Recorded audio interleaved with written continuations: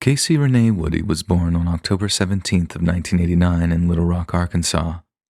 She was the only daughter of Rick and Christy Woody, and although she lost her mother at a young age, she grew into an intelligent, talented young lady. Friends described her as a kind of caring girl who loved singing, dancing, and playing her saxophone. By 2002, the Woody family lived in the rural Arkansas town of Holland, a heavily forested area that relied on a nascent internet for communication.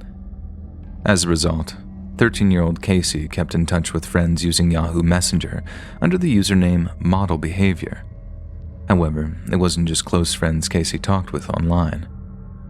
Since late 2001, Kacie had been kindling a friendship with 17-year-old David Fagan, with the pair having bonded over the loss of loved ones.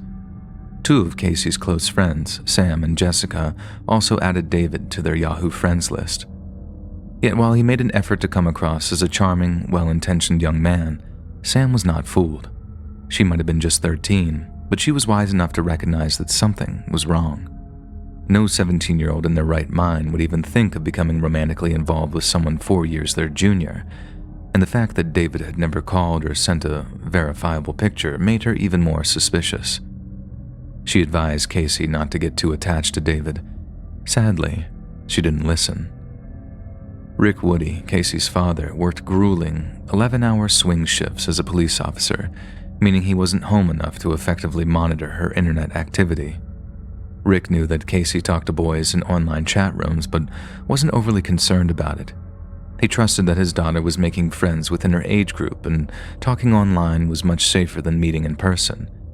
Yet when he discovered that Kacie was talking to someone in their late teens, he was furious. Rick banned his daughter from any further communication with David, but Kacie simply circumvented the ban by calling David long distance. One night during the summer of 2002, Kacie and her friend Jessica were having a sleepover at the Woody family home. Sometime in the early evening, the phone rang. Kacie answered the call. It was David. The pair engaged in a little small talk for a while, until suddenly, Jessica heard a strange sound coming from downstairs. She walked out of Kacie's bedroom and over to the top of the stairs, listening out for any further noises. And that's when she heard the telltale sound of the kitchen floorboard creaking underfoot. Jessica hurtled back into Kacie's room, closing and blocking her door with a nearby dresser. Kacie descended into a panic when she realized someone was in the house with them, and she expressed fears to David, who was still on the phone with her. David told her not to worry, that no one was in the house and that they'd both be fine. After that, the noises stopped. Sometime after this incident, Kacie began communication with a Yahoo user named Taz2999.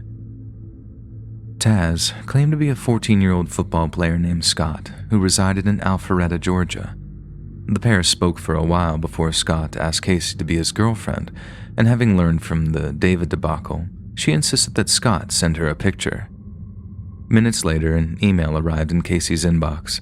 It was from Scott, and attached to it was a picture of a handsome teenage boy wearing a football uniform, and she was smitten. Then, on the morning of December 3rd, 2002, Kacie's friend Sam noticed Scott's picture hanging in her locker. She was delighted to hear that Kacie had found a boyfriend, but was dismayed to hear that it was another semi-anonymous online relationship. Once again, Sam warned Kacie of the dangers associated with online strangers, only this time, Kacie became confrontational. She didn't appreciate her friend's attempt to mother her and accused Sam of toxic jealousy before storming off to class. Without Kacie's knowledge, Sam approached their school's counselor to warn them of her reckless behavior. But rather than approach the situation delicately, Kacie was dragged into the principal's office for a stern lecture on stranger danger. Kacie insisted that she didn't give out any personal information, something we know is false based on her phone conversations with David. For some reason, the teachers then decided to bring Sam into the office to out her as the one who'd warned them of Kacie's behavior. She was furious, but hid her rage to convince teaching staff that the pair had reconciled. The two girls didn't talk for the rest of the school day, but just after the bell rang, Kacie caught Sam in her locker, only to extend a very unusual invitation. Kacie proposed the two girls have a sleepover that same evening, but since it was a school night, the proposal was almost completely out of the question. Sam declined for that very reason, only for Kacie to extend the invitation to Jessica and then another friend. Both turned her down, and although Kacie wasn't outwardly upset about the refusal, she was clearly desperate for some company that evening.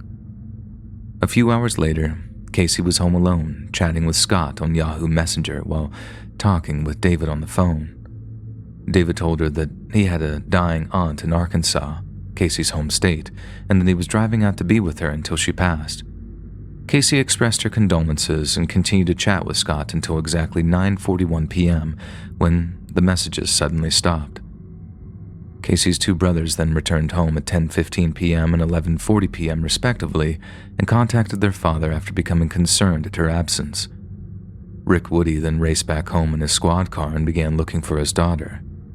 The house showed no obvious signs of a disturbance or break-in, but gradually, Rick began to piece together a series of deeply disturbing clues. Kacie's reading glasses, which she used while operating her computer, were inexplicably damaged, while her beloved Yorkshire Terrier appeared to be limping. Something happened in his home, and Rick was sure of it. It had been sudden, it had been violent, and his daughter was in the gravest of danger. Initially, Rick's law enforcement colleagues suggested that Kacie had simply ran away. But any such suggestion was met with vehement denials, with Rick insisting his daughter was no more angst-ridden than the next teenage girl. What's more, she might have been liberal with who she was talking with online, but she wasn't foolish or disobedient enough to leave the house without telling him. Detectives then noticed that all of Kacie's coats and shoes had been left behind, and given she'd gone missing on a night where temperatures dipped below freezing, it became obvious that she'd been abducted against her will. A huge search effort was launched, with Arkansas State Police being joined by the FBI, dozens of volunteers, and every law enforcement agency in the surrounding Faulkner County. Officers pored over the Woody's computer files, while questioning Kacie's fellow students at Greenbrier Middle School. The FBI traced Scott's computer to his home in Georgia, only to discover that he was exactly who he claimed to be. His parents insisted that he was home at the time of Kacie's disappearance and had been worried about her following the abrupt end of their conversation. As a result, he was cleared of all suspicion and became of great help to the overall investigation. When investigators learned that David had been on his way to Arkansas in the hours before Kacie disappeared, they began to focus their search around the immediate area for clues of his location. At a nearby Motel 6, uniformed officers discovered a 1993 Buick Regal with California license plates, apparently belonging to a man named David Fuller. Fuller had checked into the motel on December 2nd, having told the clerk that he was planning on a week's stay. He had also bitterly complained about the lack of reliable internet access in his room, something which raised a huge red flag with investigating detectives. Upon an initial search of Fuller's room, police found nothing of interest, but hidden away in the room's closet, they soon found a trash bag containing a ski mask, camouflage clothing, and a pair of rubber gloves. When asked if they had any idea where Fuller might have gone, the desk clerk at the Motel 6 mentioned him asking about local rent-a-car businesses. Police officers drove out to every car rental place in a 20-mile radius. They quickly questioned the staff before moving on to the next until finally they found what they were looking for. A branch of Enterprise in nearby Conway had received a visit from a man acting very strangely indeed. Before signing the name David Fuller on the rental agreement of a silver Dodge minivan, police officers drove out to every car rental place in a 20-mile radius. They quickly questioned the staff before moving on to the next until finally they found what they were looking for. A branch of Enterprise in nearby Conway had received a visit from a man acting very strangely indeed. Before signing the name David Fuller on the rental agreement of a silver Dodge minivan, the man had paced up and down outside the dealership, chain-smoking and muttering to himself. When the minivan was traced to a nearby self-storage facility, Detective Jim Barrett and 2 FBI agents drove out to investigate it around 6 p.m. on December 4th. When they arrived, one of the doors to the storage units was wide open. The silver Dodge minivan was inside, forward-facing, with its engine running. Detective Barrett approached the unit with his pistol drawn, but the moment he stepped inside, 2 deafening gunshots rang out. The officers scrambled for cover, barking at their suspect to come out with their hands up. No one responded. Reinforcements arrived shortly afterward. A heavily armed SWAT team poured out of an armored truck, surrounded the storage unit, and then stormed in with violent precision. There was no resistance. Fuller was lying inside the Dodge minivan. His second shot had blown his own brains out. The first had executed Kacie. She was lying on her back in the rear of the minivan, which had been converted into a makeshift torture chamber. Her wrists and ankles chained to the floor, and she had been violated excessively before her sudden execution. Police soon discovered that David Leslie Fuller was born in Salt Lake City, Utah back in 1955. After marrying a woman named Sally Krenz, Fuller moved her out to coastal Mississippi, where he enlisted in the U.S. Navy. They later moved on to Maryland, had a son and a daughter, before finally settling in California. As the marriage went on, Fuller developed severe behavioral problems and began exhibiting wild mood swings. His wife also noticed that he was spending an increasing amount of time online and would sometimes take walks around the neighborhood at night while talking on his phone. He also became increasingly defensive when asked who he was talking to, and Sally began to doubt that the nature of the calls were less than innocent. After his wife filed for divorce, Fuller moved into his own apartment in La Mesa, California, and was later arrested after violently attacking his wife and children. During the incident, Sally Krenz had locked herself and her children in a bedroom, only for her soon-to-be ex-husband to take it off the hinges with a screwdriver. Following the arrest and the imposition of a restraining order, Fuller's life entered a sharp downward spiral. He was later detained on suspicion of exposing himself to 2 young girls and was later fired from his job as a used car salesman after being caught watching adult content on his work computer. Following his death, the FBI quickly obtained Fuller's personal computer. Its hard drive contained numerous pictures of Kacie, along with a detailed list of her friends' names, their phone numbers, and their addresses. It also became apparent that from the winter of the year 2000, Fuller had attempted to groom at least 3 other girls in Kacie's age group. Thankfully, none of these interactions led to a face-to-face meeting, but not for David's lack of trying. In one instance, he'd offered to pay for a girl in Michigan to fly out to California, and although she'd never given David her address, he somehow found a way to have flowers mailed to her family home.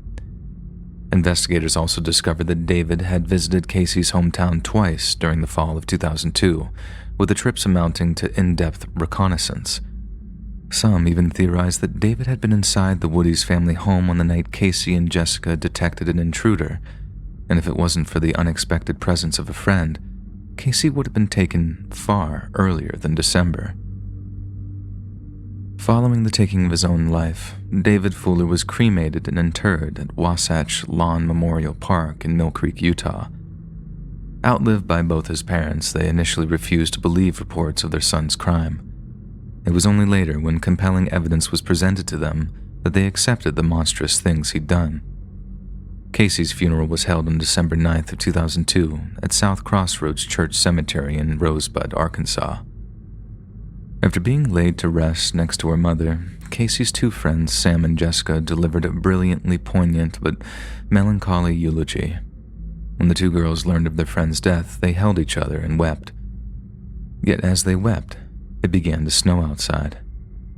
Jessica recalled that in the days prior to her death, Kacie had expressed a desire to see the snow that year. Its sudden appearance was no coincidence. It was Kacie, reaching out to them from beyond the grave. Cold comfort for close friends. If you enjoyed this scary story, listen to thousands more, either over on the Let's Read YouTube channel or podcast.